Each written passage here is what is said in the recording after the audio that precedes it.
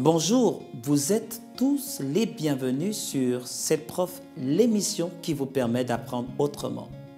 Quand on dit « nous avons ramassé les mêmes coquillages » ou « même les coquillages nous intéressent », comment allons-nous écrire et surtout accorder « même » ? C'est cela la leçon du jour, savoir orthographier « même ». Alors, même reste invariable quand c'est un adverbe, car il modifie le sens du verbe ou de l'adjectif. Dans ce cas, il se place devant le nom, il précède l'article. Exemple, même les professionnels font des erreurs. Ici, vous avez même qui est devant les, c'est pourquoi il reste ici invariable. Les écoles, même les plus réputées, sont fermées. Vous avez ici même qui est devant les.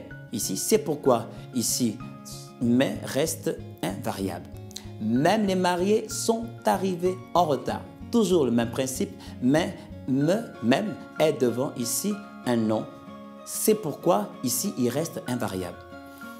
Maintenant, à quel moment même prend la désinence du pluriel? Alors, par contre, même prend S quand il est un adjectif. Dans ce cas, il a le sens de pareil, semblable à. Ils ont les mêmes goûts pour les chaussures. Ils ont des goûts semblables pour les chaussures. Alors à ce moment, même prendra S. Avec les mêmes lettres, on peut écrire plusieurs mots. Les lettres identiques, donc les mêmes. Ici, on mettra S. Même s'accorde également quand il est un pronom, c'est-à-dire qu'il remplace le nom. C'est la spécificité du pronom. Retenons-le, que le pronom remplace toujours le nom et a les mêmes fonctions que le nom qu'il remplace. Exemple, les commerçants eux-mêmes ont construit ce marché. Alors, eux-mêmes, même prendra la désinence S. Pourquoi? Parce qu'il remplace les commerçants. Les commerçants étant pluriel, même prendra S. Ces livres me plaisent, je m'en achèterai les mêmes. Ici, même prendra S. Pourquoi? Parce que même remplace les livres qui sont au pluriel. Nous nous servirons nous-mêmes. Ici, nous-mêmes. Ici, on mettra S. Pourquoi? Parce que ce S est pour nous. C'est cet exemple qui met terme à cette partie théorique. Pour la partie pratique de la langue, faisons quelques exercices avec notre partenaire du projet Voltaire. Ces exercices consistent à trouver à chaque fois la faute dans les phrases qui vous sont proposées. On ne peut conserver la viande crue plus de 24 heures.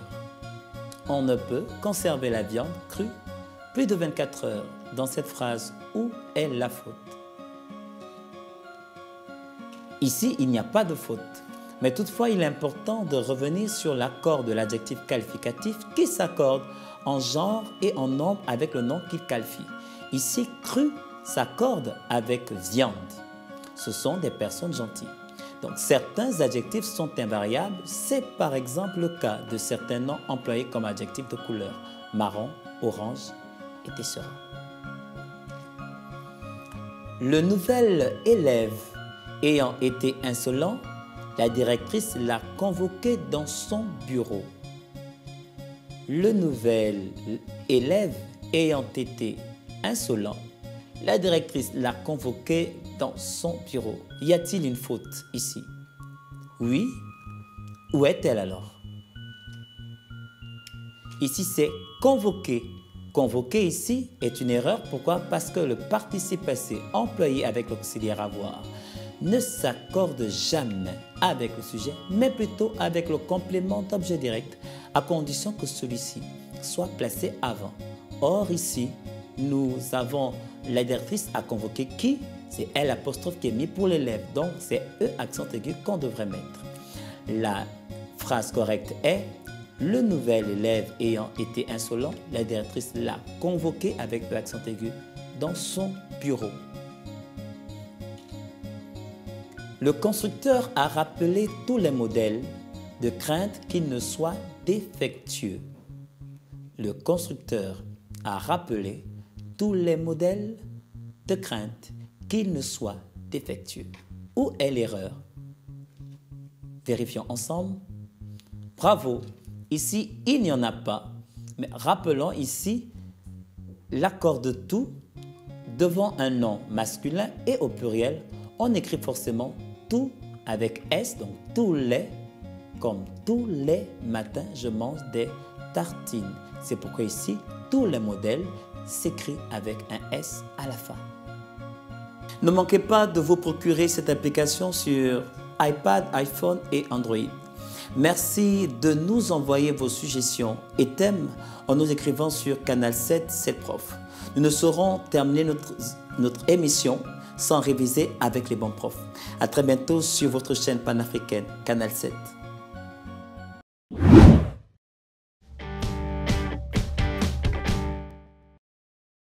Première technique de factorisation par facteur commun. Alors attention, on ne choisit pas la méthode. Certaines expressions se factorisent grâce à un facteur commun, il faut les reconnaître. Alors les reconnaître comment? D'abord en connaissant bien ces formules-là, parce que c'est ces formules-là qu'on va appliquer ici. Ces formules, vous les connaissez. Pour vous, le plus souvent, pour les élèves, on pense que c'est des formules de développement. C'est des formules de développement quand vous les utilisez dans ce sens-là. Mais si jamais vous l'utilisez, puisque c'est une égalité, la formule dans ce sens-là, dans ce cas-là, vous êtes en train de factoriser. Et oui, là, on a une somme ou une différence et on transforme en produit. Alors, le développement, c'est simple. On a une formule, on sait K fois B. La factorisation, c'est plus délicat. Il faut reconnaître une somme ou une différence de deux produits dans laquelle on a ce fameux facteur commun. C'est lui ce facteur commun, c'est lui qu'on va devoir identifier comme étant présent dans ce produit et dans ce produit pour pouvoir retrouver cette expression. Alors voici 5 exemples, donc vous reconnaissez peut-être 3 exemples qui étaient dans une vidéo précédente. On va commencer par le plus simple ici, 15 moins 3x. Alors, reconnaît-on un facteur commun? Peut-être pas comme ça a priori, mais si le 15 contient le 3, puisque 15 c'est 3 fois 5. Donc notre expression ici, c'est 3 fois 5 moins 3 fois x. Le voici notre facteur commun. C'est le 3, c'est le K qui est ici. Bon, en l'occurrence, c'est une soustraction, mais c'est exactement la même chose. C'est notre K qui est ici. K, c'est 3, A, c'est 5 et B, c'est x. Donc en appliquant la formule dans ce sens-là, j'obtiens donc que c'est égal à K, c'est-à-dire 3, fois, j'ouvre la parenthèse, A moins B, 5 moins x. Voilà ma première factorisation terminée. Si j'ai un doute, je veux vérifier, je redéveloppe, c'est-à-dire que 3 fois 5, 15, moins, et 3 fois x, moins 3x. Donc ça marche. Alors ce développement, vous n'allez pas en faire beaucoup, cette factorisation, pardon, parce que là j'ai factorisé avec 3. Ça ne nous intéresse pas beaucoup, on aime factoriser en x, c'est ça qui nous intéresse. Alors justement, deuxième exemple, on va essayer de factoriser en x. Qui est notre facteur commun ici? Ce n'est pas 3 ni 4, c'est x, il est présent là et là. Ici, j'ai x, là j'ai x au carré. X au carré, c'est x fois x. Donc oui, j'ai un facteur commun. Alors on y va, x c'était mon k, donc on y va, je factorise, ça fait donc x, c'est mon k, facteur de a moins b, donc le a c'est 3, moins, voilà. Et puis ici j'avais 4 fois x, il y a mon x qui était facteur commun, donc il reste 4x. Voilà, vérification, x fois 3, 3x, moins, x fois 4x, 4x au carré. Voilà une deuxième factorisation. Une, ici, pas très compliquée non plus, x fois x et x tout seul. Alors, voici mon facteur commun, x, x. Mais quand x est tout seul, c'est comme s'il était en facteur, de 1. Donc, ma factorisation, x fois x fois 1, ça me fait donc x, c'est mon k. Facteur de, là j'avais x fois x, j'ai sorti x qui est devenu mon facteur commun, reste x, plus, et x tout seul, il était x fois 1, donc comme il est devenu, c'était mon cas, il est devenu facteur commun, reste 1 ici. Vous avez un doute? On développe. X fois x, x au carré, x fois 1, ça fait x. Et de 3. Une quatrième ici, un petit peu plus délicate, parce que là, je vais factoriser non seulement en x, mais aussi, je vais essayer d'avoir un facteur le plus gros possible. Et j'ai un nombre aussi, j'ai une constante que je pourrais factoriser. J'ai 30 et j'ai 24. 30 et 24, c'est dans la table de 6 tous les deux. 30, c'est 6 fois 5 et 24, c'est 6 fois 4. Allez, exceptionnellement, je vais détailler. Ça fait que 30x, c'est 6 fois... 30x au carré, c'est 6 fois 5x au carré. Et 24x, c'est 6 fois 4x.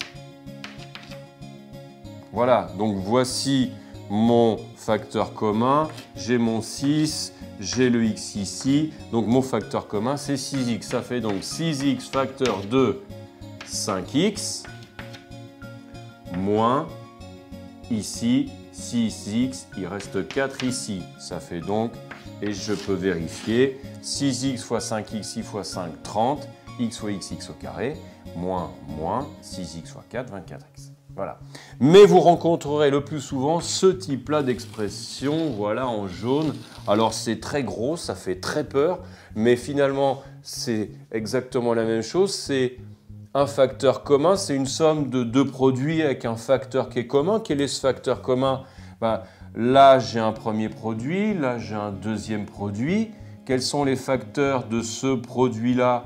Les deux facteurs, c'est 2x moins 1 et x plus 3. Ici, mes deux facteurs, c'est 2x moins 1 et 3x moins 7.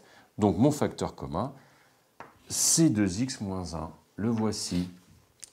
K fois A plus K fois B. Voilà. Donc, du coup, K fois A plus K fois B, K fois plus K fois B, ça fait K. Mon K, c'est 2x moins 1. J'ouvre un crochet parce que là, je vais avoir A plus B. Mon A plus B, c'est le x plus 3 et le 3x moins 7. Voici x plus 3, c'est mon A, plus 3x moins 7, c'est mon B. Voilà. K fois A plus B. Alors, je ne peux pas le laisser comme ceci. Dans ce gros crochet, je vais enlever les parenthèses et tout additionner. Ça fait donc, je le fais directement pour qu'il n'y ait plus qu'une ligne. X plus 3x, ça va faire 4x. 3 plus moins 7, ça fait moins 4. 4x moins 4, voici pour cette dernière factorisation.